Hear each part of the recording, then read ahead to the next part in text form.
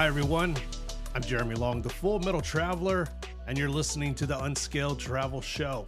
In today's episode, we're going to discuss some unpopular opinions on things like the tipping culture, respecting local laws and customs when you do travel, and the dreaded over-tourism.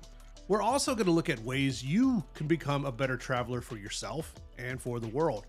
As always, you can contact us at fullmetaltraveler.com for all of our past episodes and guest interviews. And as always, I am joined by my beautiful co-host, Amy Long. How are you this day? I am good. I am good. Happy to be here. Nice. I'm glad to hear it. Now, we're happy to do it, and we love sharing new places with all of our listeners and amongst ourselves when we go and visit the world and everything. But I don't think we'd be good students and I don't know. What do you call ourselves? Explorers? Explorers. They're yes. studious explorers if we didn't also shine a light on some of the things that are unpopular to talk about. I'm a travel writer, so oftentimes in the travel writing world, everything is good all the time. And, it's become very popular in influencing culture and everything that every place you visit is the absolute most beautiful, gorgeous place on earth. But without addressing the things that really affect locals where they live, businesses, mom and pop sized businesses where they operate every day, I don't think we'd be doing ourselves and our listeners a good service. I agree. With the platform that we have. So first off, we're going to talk about the tipping culture. And I know it's going to sound like a pun here, but I think the debate on the tipping culture has finally reached a tipping point. Where people are now openly talking about how, look, in the US, it's a whole thing. You go to a restaurant and you can tip usually between 10 and 20%.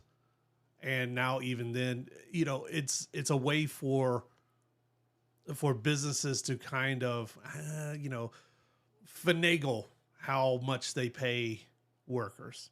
And It's been like this for years. It's nothing new. Right. So in our culture, in the U.S., we have always tipped at restaurants and service-based industries. Yeah. But over the last few years, it does seem that a lot of these businesses are adding additional fees and still expecting you to tip. And they're saying that is a way to supplement their workers' pay, which I understand what they're saying, but why? Why? I guess that's the question. Why, if they want to increase prices, not just go ahead and increase the price of the burger instead of telling me the burger's still $8.99, but now I need to pay a 10% fee on top of that and a 20% tip on top of that. And I think that's where the gray area for people is starting to really push a lot of buttons, because businesses aren't being upfront about where that money actually goes. Right. Is it going to the business and then they're deciding how much to tip out? Or is it going to all of the workers, the cooks, the busboys, the waiters, and those situations? And like I said, it's kind of the norm here in the U.S. In other countries, such as Japan, China, South Korea, a lot of countries of this nature, they don't expect a tip. A tip is just, it's worked into the price, number one. And the excellent service is also just, it's a part of the business. Like if they didn't offer good service and good food, you probably wouldn't be there to eat. Right. So it's not expected. And in some places, in some instances, and I think this is maybe a little dated now, this kind of information, but they often say in some of these countries, tipping is almost considered an insult. Yes. We have traveled to a few countries where they do not expect tips, and they have been extremely thankful when we have tipped in places like Japan and even in Portugal, but they do not expect it in any way. So I think considering it an insult is maybe not as insulting as it used to be to accept additional money, but they do not expect in any way for us to come in and pay for our meal or pay for our taxi ride or pay for an ice cream and still give them another $2 or $3 on top of that. Yeah. When we visited Japan last, I tipped on our Uber ride. So Uber was connected to taxi. That's how you held a taxi if you went through the ride share app, excuse me, the tipping part of the ride share app automatically popped up, just like it does in the US. I went on instinct and just started tipping. And it wasn't until a few days in that I realized that, oh, maybe I shouldn't be tipping because we didn't tip anywhere else. Right. Even though it was our first instinct to leave down a little extra money. In fact, I think if memory serves me correctly, one of the restaurants we visited, we did leave a little extra money. And the girl found it, like she came to us as we were leaving the restaurant and gave it me to change. us like she owed us change. Yeah. She didn't understand that we were leaving her a tip, which was very nice of her to offer that money back to us. And it's so different than what we're seeing now in the U.S. But it's something that we have had to learn when we're traveling to a new country. What are the tipping customs there? And if they do tip, what is the expected amount to tip? Because it is different everywhere, with the U.S. being the highest in tips. I think it ranges. Now, this is just me going off of different things I've read. I think it ranges off of the power of the U.S. dollar in a lot of places, because a little amount of U.S. money can go a long way. And also when it comes to just like more westernized countries, as it becomes more and more like the West and more modern, I guess you could say, the tipping culture has kind of started bubbling up. So maybe in a lot of areas, I'm going to say France and England and a lot of these kind of areas are more of like the 10% area. Right.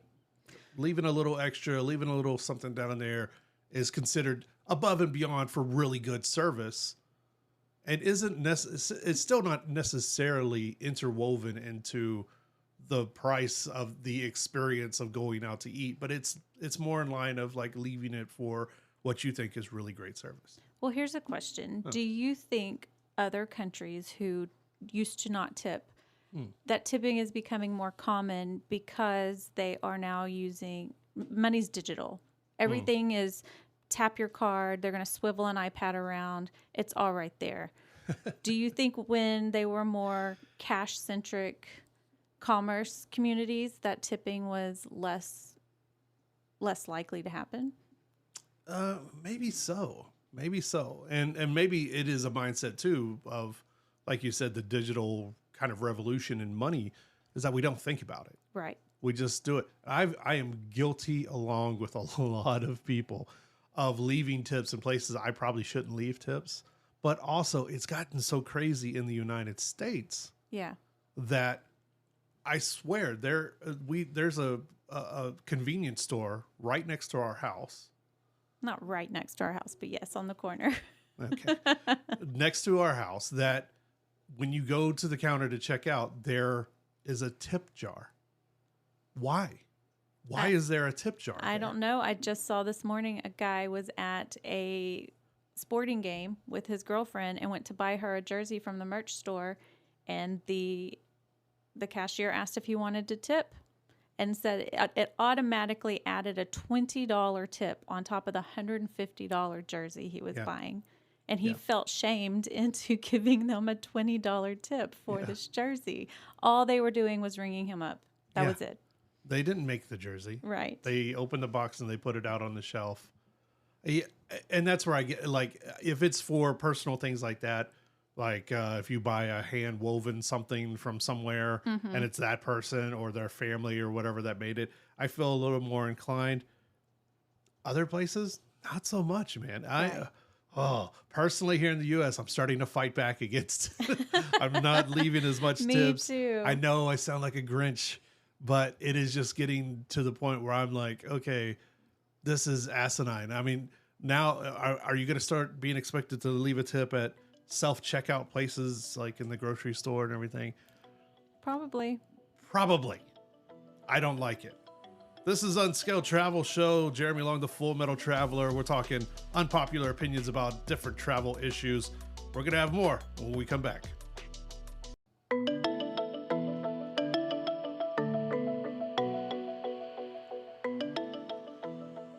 Hi, everyone. Welcome back to the Unskilled Travel Show. I'm Jeremy Long, the Full Metal Traveler. We're discussing today unpopular opinions, unpopular topics, such as tipping.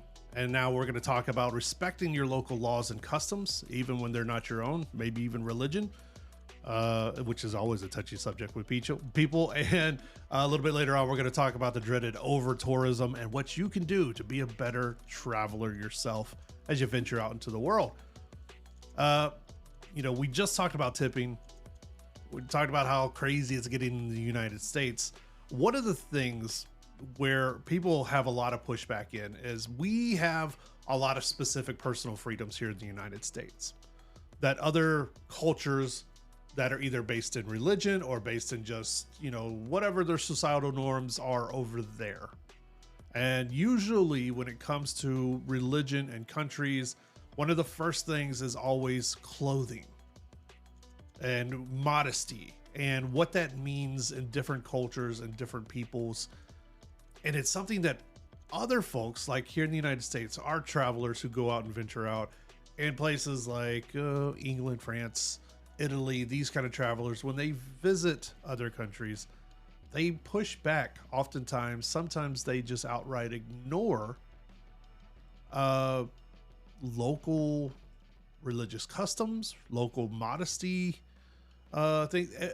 And I think this is where people just kind of, our freedoms are catching up with, like, we think we should have those freedoms or whatever wherever we go, which isn't always the case. I think people don't want to look at what is the norm for other places because they're like, this is my normal. I should be free to do this wherever I want. It's my right to wear a tank top and booty shorts and flip-flops into this religious shrine while they're doing a prayer ceremony and go take a selfie with the guy up there performing the ceremony, not ever considering the fact that A, it's rude, but B, it could potentially be disrespectful. But in a lot of cultures, they do have very strict or very strong opinions on what is acceptable in dress. And not just for women, for men too. A lot of cultures, people do not wear shorts. They only, to show leg at all is inappropriate. Yeah. A little bit of what we're kind of talking about. So, like, there are, in some places there are absolute laws, and in other places it's more of just like a, suggested, highly suggested, strongly suggested. So, such as like in Greece, wearing heels for women in ancient sites is considered a no-no. Why? Because heels tend to, in their eyes, hurt ancient sites, such as these old Greek religious sites and stuff like that, like Wear Away the Stone and different things of that nature. I've never even considered that before, but it makes sense. In areas like the Sudan and the Maldives, which are Islamic countries, women can be fined. In the Sudan, women can be flogged for wearing what they consider revealing clothing, or even stuff like dancing with men. Now, this is not a debate on religion and your personal preference in religion. This is, should we adhere to people's local customs and laws? And even when it comes to things such as modesty and how, if we go to a beach, here guys wear trunks. In some European countries, they wear Speedos. It's less than nothing. Okay. Right. And you're actually looked on as kind of the weirdo if you do wear shorts instead of like a Speedo to the beach.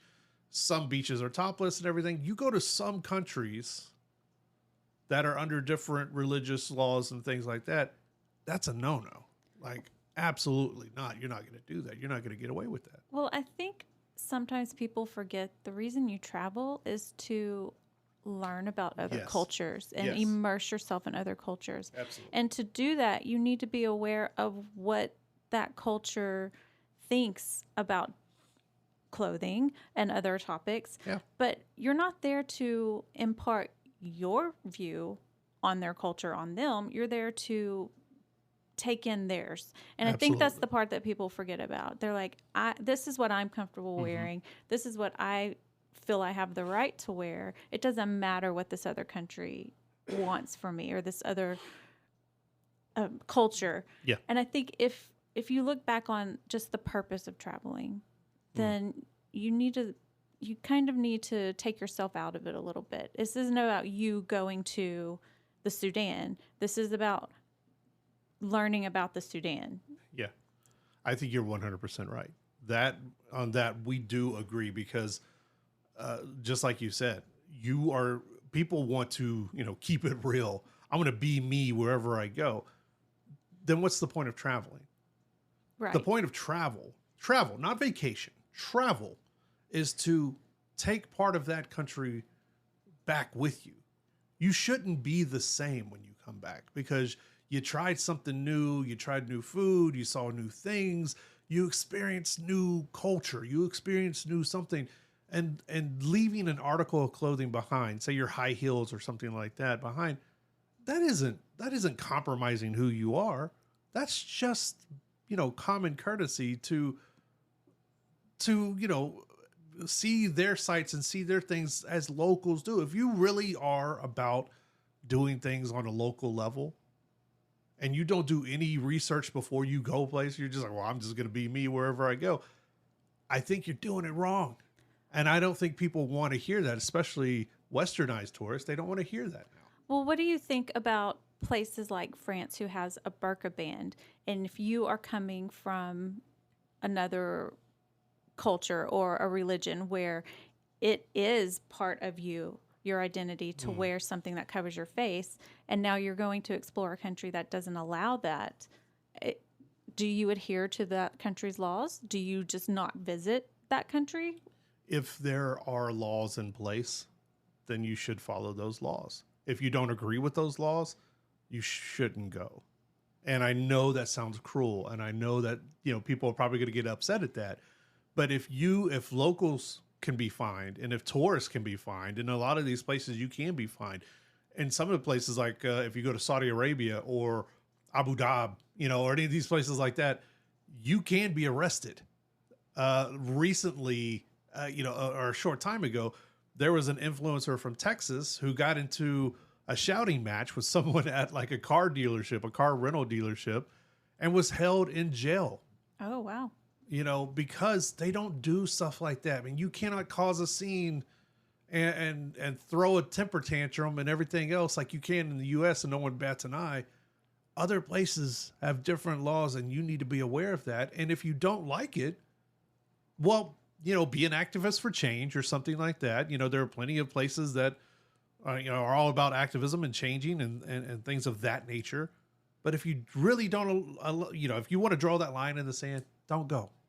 Well, I think, too, going back to your earlier point, some places these things are laws, and some of these, they are suggestions or highly encouraged. Yeah. We were in a temple in Japan, and there were signs posted to please not video or take pictures of the various things happening in there.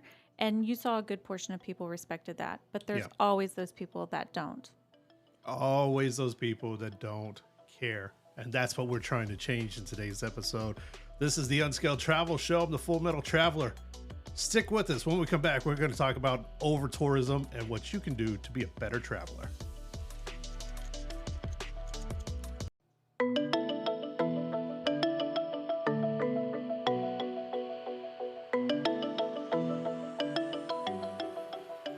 Welcome back to the Unscaled Travel Show. Jeremy Long, the Full Metal Traveler, here with Amy Long, my co-host. And as always, you can find us at fullmetaltraveler.com for all of our past episodes and guest interviews. Today, we're talking unpopular topics as far as travel is concerned. Earlier, we talked about the tipping culture that's getting out of hand, or is it? We also talked about adhering to local clothing and religious laws, whether that is right or wrong. And now we're going to talk a little bit about over tourism and the damaging effects that it is having at places all across the world. Some of these places are just being overrun completely by tourists. One of the first places, Europe is being hit hard. It was a problem before COVID. Right. Before COVID, a lot of countries started formulating ideas on how to Regulate. how to combat, how to regulate this never-ending flow of tourism. What's crazy to me is that travel is now more accessible to people from all countries around the world. People are getting out; they're going to see the world.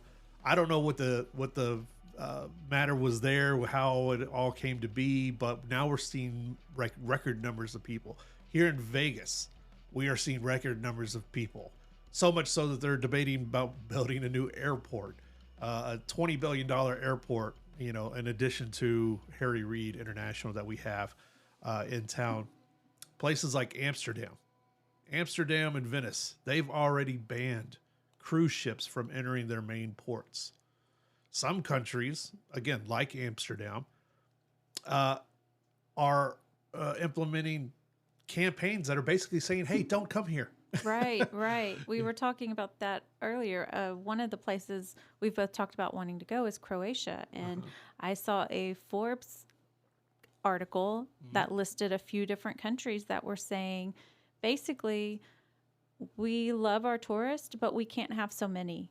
Yeah. And Croatia is one of the places on that list. Yeah. They're just not built to have such a high volume of tourists come through every single day. They don't have the infrastructure. They don't, you know, and especially like after COVID, the years after COVID, a lot of the supply chain issues are still there. Right. A lot of the workers are gone, you know, wherever they went. I don't know. You know, people just blipped off there like Thanos, like it was snapping his fingers or something like that.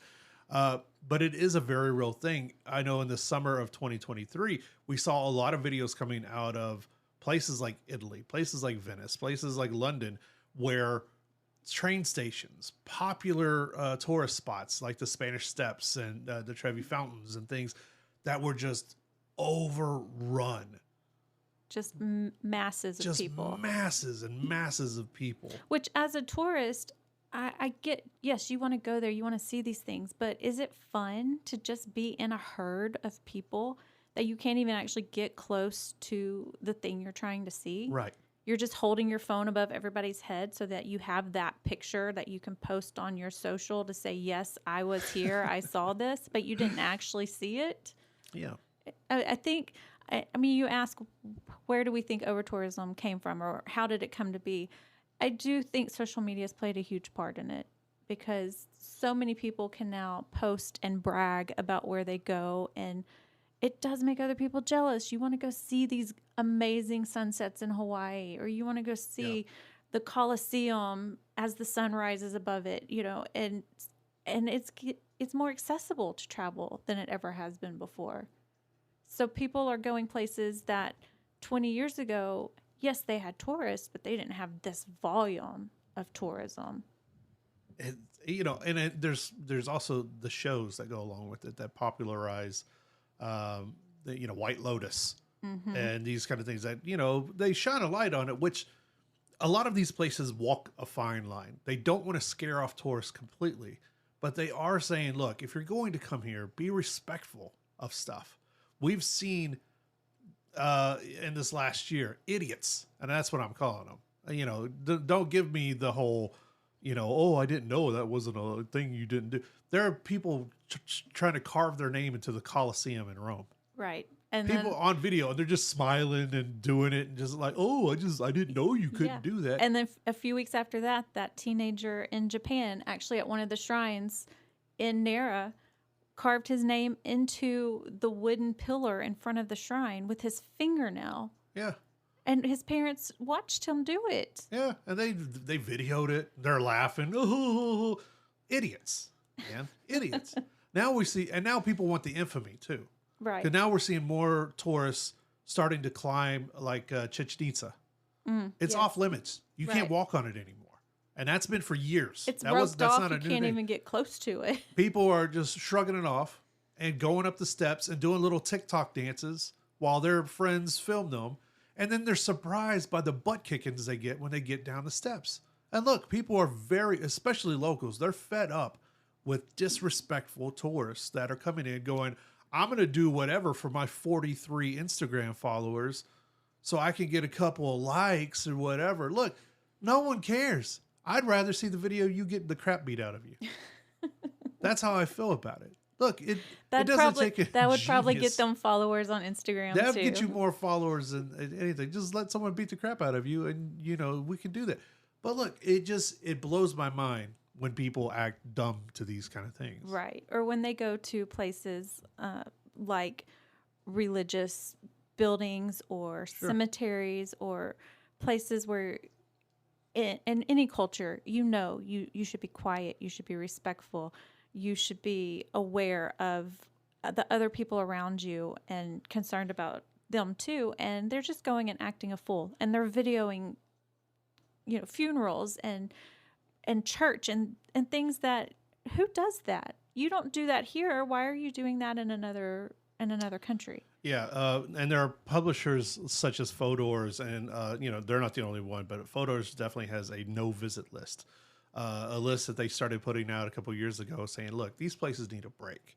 And oftentimes it's the coastlines of like France and Normandy that are now regularly experiencing landslides and stuff because the towns around them are being shut down because they can't handle the over tourism. Even locally, Lake Tahoe, which sits on the border between California and Nevada, one of my favorite places in the world, they're imposing new fees all across the lake, all around the lake, because traffic is out of hand. The trash people have left behind. I saw a video from July 4th weekend where the beaches at Lake Tahoe were covered in trash and litter that people left behind. Almost 100,000 people gathered on the lake to watch fireworks, which is kind of a right. I mean, you kind of can go out there and do it, but why are you leaving your trash and crap like that behind? Like you don't know better. Right. That's one of the first things you learn whenever you're a child is you pick up your stuff. Okay. You put it back, and now you got adults going out there going, well, it's my holiday, so I'm just going to leave my trash all over the ground. Right. And yeah. that is one of the biggest problems with over tourism, is that when people get in these masses of people just at these places, they forget all manner of manners. Yeah. They forget their manners. Yeah. They forget their manners. There is a popular travel blogger who has a tagline that the only thing you should leave behind is your footprints when you travel. There you go. I agree with that. I think she's a little bit of an oxymoron. You're a travel blogger. You talk about all the places you go. You tell people to go there, but then you're also telling them don't go there. I don't know. It's a little bit confusing to me, but I do agree with that you shouldn't be leaving behind your imprint on that place. It should be the other way around. How is that place imprinted on you? Look, bloggers and influencers and even travel writers to a degree I could do a whole show about that. That drives me crazy. I mean, seeing somebody in a wedding dress out in a swamp or whatever, who are you doing that for? Or the girl we saw hiking up the mountain, and she was in like a prom dress. Yeah, like prom dress on top of a mountain. We're dying in our regular hiking clothes. How are you doing this in a prom dress? But why? What are you doing, man? What are you doing? You're over tourism. Over touristing. Anyway. This is the Unscaled Travel Show. When we come back, we're going to give you now ways to be a better traveler, be a better tourist when you go out and see the world. Yeah, it's a Full Metal Traveler, Unscaled Travel Show. We'll be right back.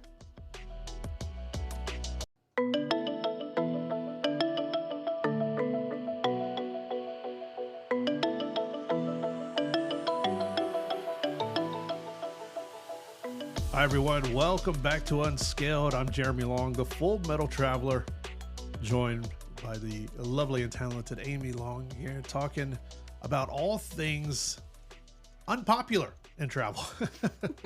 That's the best way to put it. We talked earlier about the tipping culture, how it varies from the U.S. to other countries, what you should and shouldn't do. We also discussed a little bit about, if you're going to travel, how you should pay attention to local laws, local, religious beliefs when it comes to clothing and travel, and what you should and shouldn't do. And also we talked about the effects that over tourism is having in a number of places around the world. Now, that can seem a little bit negative. Yeah. So now we're going to talk a little bit about how you can be a better traveler. You can be more positive when you head out not only in your own city, but across the world, and what you could do. A Well, couple of tips. we love to travel. Sure, we do. So, yes, over tourism is a problem, but I don't think it's going to stop people from traveling. No. So, if you're No. going to travel, what are some things you can do to not be part of the problem? Number one, do your homework. Do some research. Okay. Not just where you want to take your Instagram photos, but also, best times to visit places so you can avoid being a part of the massive overcrowding. Local shops, if you really want to shop local, if you're trying to travel and not just vacation and get in and get out to these places, find some places that are, oh God, I hate this phrase, off the beaten path, He does hate that phrase. that are away from the crowds. Because look, shops on the outside of town could use your dollars just as much as the corporate places that are at the city center. And look, I know I hate to be the one to bring this up, but a lot of those places are now corporate owned. Right. That you think you're giving it to mom and pa Giuseppe. No, you're not. You're giving it to a corporation that doesn't give two things about you. They don't care. But there are mom and pop restaurants that could use the money. And that's something when we travel, we usually do a mix of the big touristy spots and the very well-known places to eat. You and can't stop. avoid all of them. You can't. And Yeah. and that's part of going is seeing those, those well-known iconic things that are related to that place. But then we also do try to go outside of that. We try Yeah. to hit smaller communities, eat at places that look like little hole in the walls as long as it's safe, Yeah. We try to explore outside of those heavy tourist areas because you're only getting a very small portion of the culture if you stay right there in that tourist area. And let's be honest, Oop. a lot of places are very westernized because they're catering to tourists. And so you're not getting that true experience of that culture staying right there in the main metro areas. So do your homework, which involves adhering to local customs and laws. You don't have to agree with it. In fact, I know most people are surprised that, this little town in Italy didn't just call me up and ask my opinion on their local laws and their customs. But look, you're not local. You are a visitor. So adhere to their local customs and laws, okay? So doing your homework will help you do that. Another thing is respect private property. Yeah, when we were in Kyoto, Yeah. there were signs on some of the streets that said photography is prohibited for private residences. And you can actually be fined if they see you taking a photo of a private residence in some of the areas. Not in all of them, but in certain parts of the city, more where it's very close to those high tourism traffic areas. They do not want you going into the residential areas and taking photos of people's private homes. And people are there's always gonna be that jerk out there that's like, hey, well, whatever, I'm gonna take pictures. Okay, look, when you get fined, I don't want to see your ugly mug in the newspapers and magazines complaining about how you got, and your American rights were infringed upon because you don't have any over there. That leads me to the next point. Be sensitive to areas that are being affected by different things. That goes hand in hand with doing your homework. Knowing if you're traveling somewhere, if they're having issues like drought, if they are being really inundated with over tourism, if they are having other things that are affecting their towns and areas, that number one, it can help you move around the country easier. It can help you avoid things that you may not want to be a part of. Sometimes like a while back, there were, issues in France and they were having, some discussions with local police and politicians in the streets. We sometimes call those riots. But doing your homework can help you avoid areas like that if you don't want to be affected by those things. But also it can help you be sensitive to the local people that live and work there every single day that are being affected by the things that are happening around them that, let's face it, quite honestly, that maybe you don't care about and don't affect you, but still you should be, you should be wise to it. I think people are like, I'm on my holiday. I'm going to do whatever I want. It doesn't really matter to me what's going on with the locals, us living in an area that is known for being a tourist location and being locals, we stay away from a lot of the tourist heavy areas, especially on big weekends, because we don't want to be involved in that. And I think other locals do that too in other locations, but tourists don't care. They do not care what the locals are doing if we're bothered by them being here. They're just like, I'm coming, deal with it. Yeah. And which brings you to the next point of be responsible. Whether that's picking up after your own trash, whether that's taking care of yourself as far as not overindulging on things, and just basically don't be a butthead. When you go to different places. Look, how many times have you seen on the Vegas Strip the pack of bros that are high-fiving? You can hear them coming from a mile away because they're like, bro, Vegas ain't ready for us, man. Look, man, we're happy to have you. We're happy that you're going to leave a bunch of money at the tables and you're going to support the local economy. But don't be an idiot. Okay? Just because you're here, you watched The Hangover once a couple of years ago, doesn't mean that we're going to, that locals should just get out of your way because we can't handle you. That's you being an idiot. Okay? Respect things. Have some respect for yourself. Be responsible for you and your party. And most of all, I think just be an adult. And I think anyone who's been on the Vegas Strip in the last few years has seen the sidewalks littered in trash. And it was very incredible to me when we did just go over to Asia, and it was so clean. Yeah. There was not trash anywhere. They didn't even have public trash cans because they discourage you disposing of your trash publicly. They want you to take it home and throw it away. And I do feel like this is a cultural issue in America, that people just toss their trash on the side of the road and expect somebody else to deal with it. Somebody else will take care of it. No, take care of yourself. Okay. Stop using these places as a backdrop for that life that you claim to live online. That goes for influencers. That goes for people that are just vacationing places. The locals, wherever you go, are not there just so you can have a good time. They live there. They have lives there. They have businesses there.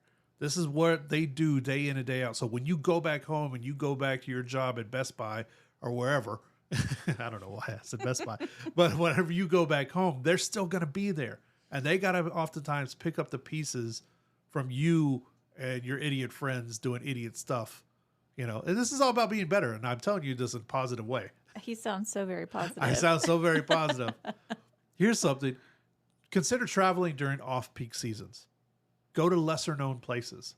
I know the Spanish Steps and, these places can be really, really cool to visit. Yeah, hit there, but also get out of the city. Right. Get out don't contribute to the mass of humanity. Go somewhere else. Consider going into the off seasons when your wallet will also thank you. You're bound to pay less. That is true. You're going to see more. And maybe you deal with a little bit of rain or just a little bit of cold or something like that. We've dealt with both. We've dealt with both. Many times. And had a fantastic time every single time. But most of all, don't be a jerk. That's the theme of today's show. Don't be a jerk, man. And usually I would use a different word, but this is, radio. And so I cannot say what I want to say, but I'm saying don't be a jerk. We are not in any way discouraging people to travel. No, travel. We love to travel. Travel. We want you to travel. Travel responsibly. Yeah, and that goes for us too. It goes for us. It goes for travel writers, influencers, or people that are just trying to take vacations wherever you go. Don't be a jerk, man. Because there are whole Reddit discussions on who are the worst travelers, who are the worst vacationers. Usually Americans are at the top of the list. Why? Because we figure it's always someone else's problem. Someone else will clean it up. I'm American. I'll do what I want or whatever. Hey, man, just leave that at the door. Allow yourself to be enriched, changed by the places that you go and visit. Come back a better person. Not just with Instagram photos, but just a better person in general. Okay? I'm Jeremy Long, the Full Metal Traveler. This is Unscaled Travel Show. We'll see you next week.